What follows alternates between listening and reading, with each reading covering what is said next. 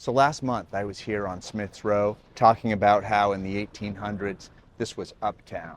This was the most affluent part of Washington, D.C. But this house deserves particular attention. It's where Senator Symington lived. And he was a guy who stood up to Joe McCarthy during the hearings. McCarthy used to call him sanctimonious stew. But what I found to be really quite fascinating is that before that, it's where Senator Wadsworth lived.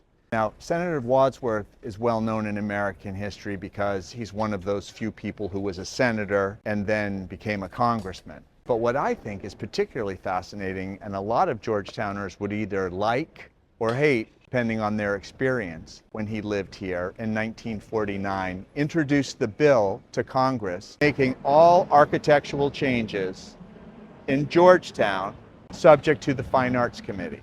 If you want to know a little bit more about that, I have a whole video on it, but essentially, back then at least, any house that was constructed before 1851 had to go in front of Fine Arts if they wanted to make any changes that you could see from public space.